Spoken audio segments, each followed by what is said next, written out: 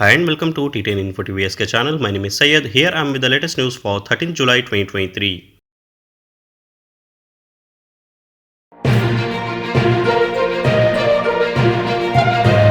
Saudi Foreign Minister meets with his counterpart in Jakarta. Foreign Minister Prince Faisal bin Farhan has met with several of his counterparts on the sidelines of the signing ceremony of the kingdom's accession document to the Treaty of Amity and Cooperation in Southeast Asia, which was held in Jakarta. Prince Faisal met with his Malaysian counterpart Dr. Zamri and the two reviewed the cooperation relations of the two kingdoms and ways to enhance and develop them in all fields in a way that served the aspiration of the two countries. They also discussed the most important developments on the regional and international arenas and the efforts made in this regard. The two sides discussed aspects of intensifying joint coordination in the political field as well as and consolidating economic cooperation to achieve common interest.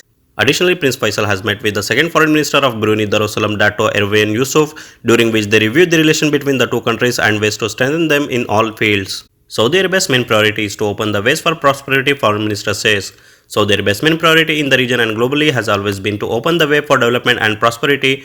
Foreign Minister Prince Faisal bin Farhan stressed on Tuesday. This would be the main driver of our foreign and security policies, and that is my primary job as the Minister of Foreign Affairs of the Kingdom of Saudi Arabia, he said in his remark during the 13th Gulf Research meeting organized by the Gulf Research Centre at the University of Cambridge in the UK. The Foreign Minister pointed out that the countries of the Gulf collaborate as a united force, leveraging their strategic position and significant capabilities, resource and potential to serve as a bridge connecting the East with the West and the North with the South. Pakistan former Prime Minister Imran Khan's challenge to Nawaz Sharif to contest in election. Pakistan Tehreek-e-Insaf chairman Imran Khan has challenged PMLN leader Nawaz Sharif to come to Pakistan and contest election against him. Speaking on YouTube on Thursday, he said, "I challenge Nawaz Sharif to come to Pakistan and contest the election against me from the constituency of his choice. I will not even campaign for this election." He said that it is being said that the level playing field will happen when Nawaz Sharif returns. Everyone corruption cases are over, what is left now? He has been sentenced to 10 years in prison for stealing. He said that my health is not good and if I am not sent to Britain, my life is in danger. They were sent out. The Prime Minister Shahbaz Sharif took an oath in the court and has not taken any action yet. He, Mr. Nawaz Sharif, is sitting outside and doing politics. They are enjoying life and waiting and will not come back until Imran Khan goes to jail and PTI ends. It should be noted that PML leader Nawaz Sharif has been living outside the country for the past 4 years, and when his party leader are asked when he will return, they said that when his health improves, maybe they will come to Pakistan. Saudi Arabia Aid Agency provides vital medical service to 127 at Yemen's Walan camp. The King Salman Humanitarian Aid and Relief Center continues to provide medical care to displaced people at Walan camp in Yemen, the Saudi presidency reported. Government to end on August 14 general election to be held in October or November in Pakistan. Pakistan Prime Minister Shahbaz Sharif has said that his government will end on August 14 and Election Commission will announce the date of the next general election. Addressing the launch ceremony of Pakistan Education Endowment Fund and National Curriculum Reforms in Islamabad on Wednesday, the Prime Minister said that whenever the elections are held in October-November, the Election Commission will give the date. He said that neighboring countries have gone far ahead of us. We are going from place to place asking for a loan. Shahbaz Sharif said that the difficult period will pass very soon and Pakistan will be stable. North Korea test fired ballistic missile after threatening US. North Korea has fired a suspected intercontinental ballistic missile, Japanese official report. The long-range missile has been in flight for more than 1 hour, is expected to land short Japanese water on Wednesday morning, Japan's defense minister said. G7 to announce long-term Ukraine security package at NATO summit. G7 members are expected to ratify a wide-ranging security pact with Ukraine at the NATO summit on Wednesday, but they stopped short of providing a timeframe for Kyiv to join the security alliance, provoking the anger of President Volodymyr Zelensky. The security arrangement will include defense equipment training and intelligence sharing, and UK Prime Minister Rishi Sunak said it would send a strong signal to Russian President Vladimir Putin. The security arrangement with Ukraine comes after President Volodymyr Zelensky's rage against reluctance to offer Kyiv a timeframe for joining the alliance. G7 leaders will sign the declaration in Vilnius on Wednesday on the sideline of the second day of a NATO defense summit. At least 41 died after heavy rain and flash flood in northern India. Flash floods and landslides caused by heavy rain in northern India have killed at least 41 people since the weekend, according to local authorities. 31 people have died in Himachal Pradesh, the state chief minister Sukhvinder Singh Sukhu told reporters Tuesday, while a further 10 have died in neighboring Punjab. Revenue Minister Brahma Shankar told Indian news agency ANI. Sukhu said Himachal Pradesh has committed $121,000 to rescue operation and is deploying 6 helicopters to help. Further rain is forecast in both states, though the Indian Meteorological Department says it is expected to ease. Indonesia Bali to impose $10 tourist e-tax from 2024 to preserve culture.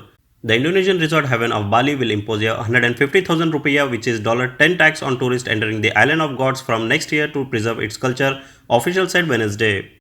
Scotland's first Muslim and South Asian paramedic tells of years of sexual abuse. Mr. Araf Sadiq, the first Muslim and South Asian to work for the Scottish Ambulance Service, has spoken of the years of sexual abuse he suffered while doing his job. The 57-year-old paramedics from Chapel Hall in Lancashire, who has born in the UK to Pakistani parents, expressed pride in being the first person of his background to join the service. The Daily Record newspaper reported, however, despite the fact he was working to help his community, Sadiq said he endured several incidents of excessive abuse. It happens in different ways. People won't look at you or talk to you, even if you are the attending clinician, you are asking the questions, but they won't look at you, he told the newspaper. Quran burning in Sudan, India backs Pakistan's motion at UN rights body against religious hatred. The United Nations Human Rights Council on July 12 approved a disputed resolution on religious hatred in a wake of the burning of a Quran in Sudan, prompting concern by Western states who said it challenged long-held practice in rights protection. The resolution introduced by Pakistan on behalf of the 57 Nation Organization of Islamic Cooperation calls for the UN rights chief to publish a report on religious hatred and for states to review their laws and plug gaps that may impede the prevention and prosecution of acts and advocacy of religious hatred. Nepal Prime Minister Prachanda's wife Sita passes away. As per PTI reports, Sita Dahal, wife of Nepal Prime Minister Pushpa Kamal Dahal Prachanda, died on Wednesday after suffering from a rare neurological condition. Ms. Sita, who had been ill for a long time, was undergoing treatment at Norway International Hospital in Kathmandu, where the doctors confirmed her death at 8:33 am, according to Prime Minister's press coordinator Surya Kiran Sharma. Indian Prime Minister Narendra Modi to visit UAE on his return journey from France. Prime Minister Narendra Modi will visit Abu Dhabi on July 15, during which he will hold wide-ranging talks with Sheikh Mohammed bin Zayed Al Nahyan, President of the United Arab Emirates and ruler of Abu Dhabi, to take forward bilateral ties in key areas of energy, food security and defense. Prime Minister Modi will visit Abu Dhabi after concluding his 2 days visit to Paris. Indian Supreme Court fixes Umar Khalid's bail plea hearing on July 24. The Indian Supreme Court on Wednesday scheduled the hearing in a plea for bail filed by former JNU student leader Umar Khalid on July 24 after the Delhi police sought an adjournment. A bench led by Justice A.S. Bopana initially fixed the date on July 21, but the police council said Monday was usually busy in court and sought a later date. India and Arab League eye more cooperation in green energy tech. India and Arab states are expecting more cooperation in the fields of green energy, technology, healthcare, and food security. Officials and representatives of top business bodies said on Wednesday at the India-Arab Partnership Conference in New Delhi. The 2 days conference on July 11 and 12 was organized by the Federation of India Chamber of Commerce and Industry in partnership with the Indian Ministry of External Affairs and the League of Arab States, a cooperation alliance of 22 Arab countries including Saudi Arabia, Egypt, Kuwait, and the UAE. India not only has very strong political relations with each member country of the League of Arab States, but our trade and economic relations with these countries are also blossoming into very dynamic and mutually beneficial partnership, Indian Minister of External Affairs Secretary Dr. Saeed told conference participants in his concluding remarks. Palestinian President visits Jenin refugee camp after devastating Israel military raid. Palestinian President Mahmoud Abbas visited the occupied West Bank Jenin refugee camp Wednesday in the wake of a devastating Israel offense last week, marking his first visit to the camp since 2005. The visit came at a time of seething discontentment among Palestinians in the West Bank of Abbas and the Palestinian Authority, the autonomous government which administers parts of the West Bank but whose forces have largely lost control over several military strongholds in the region, including Jenin. The 87-year-old president is widely seen as out of touch with the public and rarely ventures outside of his Ramallah headquarters, making Wednesday's visit notable. Japan tends to live stream fish in Fukushima safety campaign. Japan has launched a torrent of advertising campaign to help convince a skeptical public that releasing treated radioactive wastewater from the tsunami-wrecked Fukushima plant into the ocean is safe. Details of the release, which could begin as early as August, are broadcast on TV and in railway station. The Japanese government has also set up a live stream of fish living in a tank of the treated wastewater and published articles in newspaper as evidence of its plant safety. Indian opposition meet in Bengaluru, Sonia Gandhi to be part of the meet, says Congress source. Indian Congress Parliamentary Party Chairperson Sonia Gandhi will be part of dinner that Karnataka Chief Minister Siddaramaiah will be hosting for opposition leader at Bengaluru for the mega opposition meet in Bengaluru on July 17 and 18. Ms. Gandhi is expected to be part of the formal deliberation on July 18, as well as for which Congress President Mallikarjuna Kharge has sent out invitation to 24 like-minded parties, including the Aam Aadmi Party. A Nepali national broke the door of the toilet in Air India flight with crew. Police in India capital Delhi have registered a case against a Nepalese national for abusing the crew and breaking the door of the latrine. According to Indian news channel NDTV, this Air India plane had taken off from Toronto to Canada. Crew supervisor Aditya Kumar said that the passenger named Mahesh Singh Pandit sat in a seat 26F instead of 26E and started misbehaving with the economic class crew. The crew informed the pilot and gave a warning to the passenger. Aditya Kumar said that the latter, after eating, the smoke alarm went off, and when he opened the door of the latrine, he saw a cigarette lighter in the passenger hand and smelled the smell of tobacco. When I opened the door, he pushed me, and when I tried to stop him, he pushed and abused me more. Then he broke the door of latrine. I told the pilot and crew control it on his instruction. Aditya Kumar wrote in the FIR that the passengers were controlled with the help of 10 other passengers, but later the accused had a fight with the rest of the passengers and beat them up. Delhi police registered a case against the passenger and the IGA police station.